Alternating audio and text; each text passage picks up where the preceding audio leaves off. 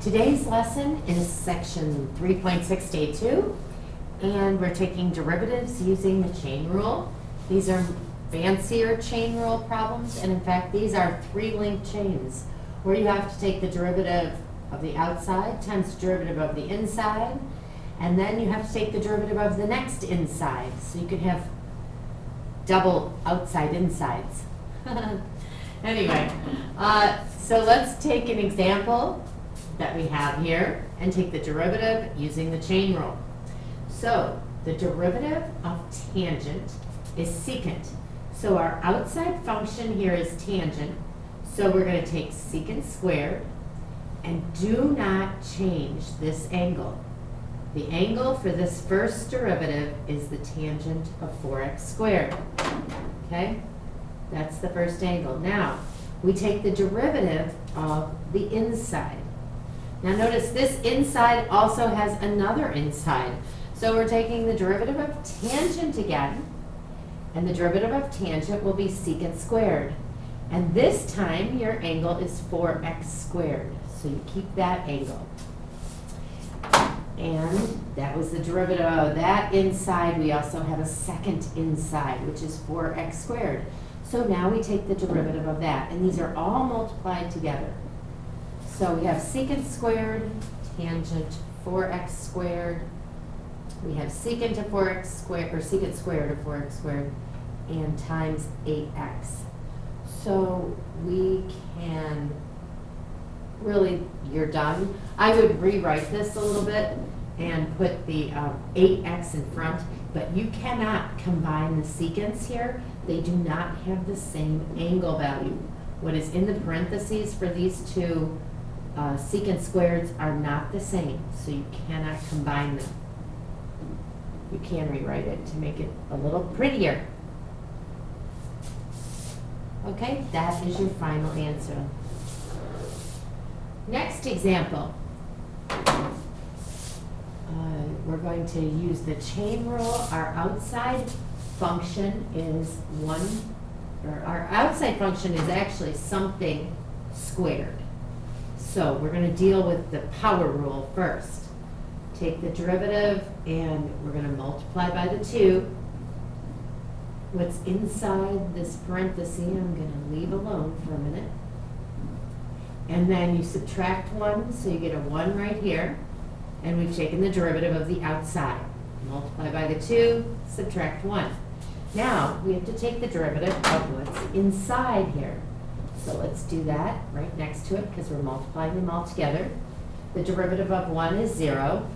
The derivative of 2 sine of 2x is 2 times cosine of 2x. All right, that's the derivative of that outside, inside. And then we're going to take the derivative of the inside of that, which is 2. This is basically our answer. I would probably rewrite this as well. We have 2 times 2 times a 2, so 8 could go in the front. And then we have 1 minus 2 sine of 2x, and that's multiplied times cosine of 2x. And you could leave that, that's fine. Okay, so that's your final answer for that problem. The next chain rule problem is actually one from your assignment. So this is, now you'll pay attention. This is page 155, number 73. I think it's from your assignment. That's what this slide says anyway. I'm going with it. All right, so let's rewrite this equation a little bit, because whenever I have a cosine squared, it causes me to think a little bit harder that what I'm really looking at here is cosine of x cubed plus x squared, and that entire function is squared. So my first outside rule is going to be a power rule again. This is the inside the red parentheses, and the outside is the 2. So now let's take the derivative. We just rewrote it. Now we'll take the derivative using the power rule. We have 2 cosine don't change this angle, don't make it just an X or something. And we subtract 1 here, so we get a 1. That's our first derivative of the outside. Now we're going to take the derivative of this inside and multiply it times the derivative of the outside. So the derivative of cosine is negative sine. Don't change this angle. This angle is still 3x cubed plus x squared. All right, derivative of cosine is negative sine. Good. We got that. Now, last but not least, we have the derivative of this inside. X cubed plus x squared. The derivative of that is 3x squared plus 2 times x. All right, these three parts are all multiplied together. And, you know, there's not a whole lot you can do with this. You might pull out the negative, pull out the 2. So you have y prime equals a negative 2. And I might put the polynomial first, 3x squared plus 2x. And then multiply times the cosine and sine. I might put the sine first. No reason. Remember, it's all multiplied, so it doesn't really matter that much which goes first and which goes second.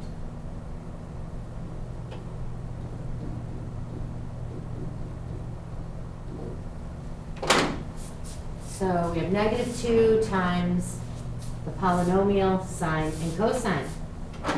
Your final answer.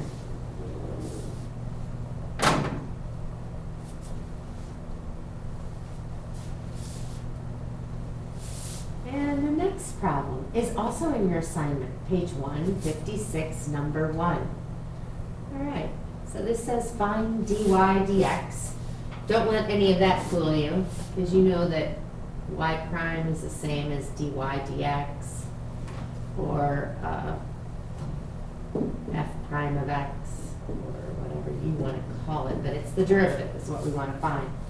All right, before I take the derivative though, I would rewrite this equation because it's one of those sine to the 4th again. So rewrite this so that you can easily see what the power rule might be.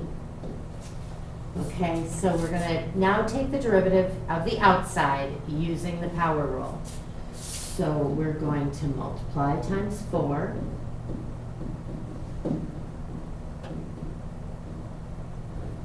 And then we subtract 1. Subtract 1, 4 minus 1 is 3. All right, that's our first part of the derivative. That's the derivative of the outside using the power rule. Now we're going to take the derivative of sine using our trigonometric rules. Derivative of sine is cosine. Keep that angle at 3x. Then the last derivative is the derivative of the next inside, which is just a 3. Okay, and then as a last step, we might clean this up as well. dy dx equals 4 times 3, which is 12. We have a sine of 3x cubed, and the entire sine should be in parentheses, times cosine of 3x. And that's our final answer. Next, we have a more fun problem that's on page 153 in your assignment, number 34. All right, this says find the value of a fog at fog, the derivative of fog is rain? I don't know. But anyway, the derivative of the composite function, f of g, at the given value of x. Now, I'm going to this has a couple different variables they're using for the same thing, u and g of x.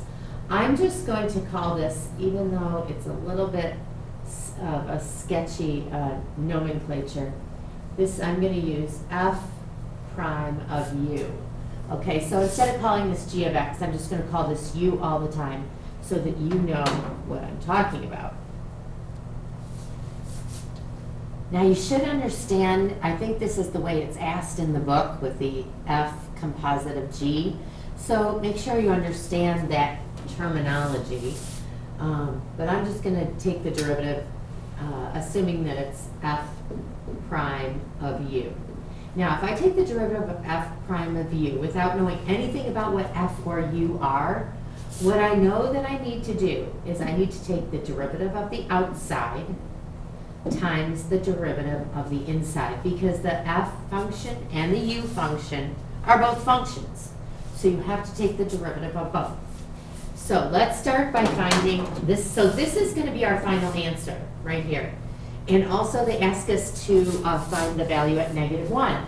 So we're really going to put the value at -1 in here. But so in order to do this, we need to find the derivative of f, and we need to find the derivative of u. So we can do that.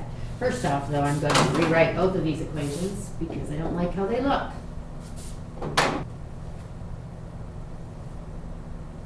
Actually, it's more than not liking how they look. It's just difficult to take the derivative when they are set up like this. So let's go ahead and rewrite this function to be 1 minus u to the -1. That means the same thing. We're going to rewrite this function to be 1 minus x to the -1. Now here are two things I can take the derivative of. All right, so the derivative of this 0, or this 1 is 0. And then we have the derivative of u to the -1 is a -1 times u, and subtract a 1, we get -2. So that all evens out to be u to the -2, because your negatives cancel out. All right, let's check out what u prime is. U prime equals, I get to use a chain rule here, because we have 1 minus x on the inside, and we have a -1 on top, so let's bring that around, multiply by the -1, subtract another 1 here, and you get a -2. All right, that's the derivative of the outside. Now I'm going to multiply times the derivative of the inside. The derivative of that inside is actually -1. All right, so on this derivative also, we have the negatives canceling each other out, and we get 1 minus x to the -2. All right, so we're going to multiply these two derivatives together and then plug in x equals -1. One other step we might do, remember we know what u is because it's over here. So u is actually 1 over 1 minus x to the -2. Since we're evaluating this at the value of x, we need to plug in that function for u. Okay, last step, and the end of this lesson, is to multiply this all together. So the derivative of u is this derivative of u, 1 over 1 minus x to the -2, times that derivative of u prime, 1 minus x to the -2.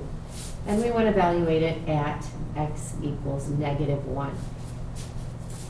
So if we plug in a -1 here, 1 over 2 to the -2 times 1 minus -1 to the -2. This one, we get 4. This one, we get 1/4. Our answer is 1. And that's the end of our lesson 3.6, day 2.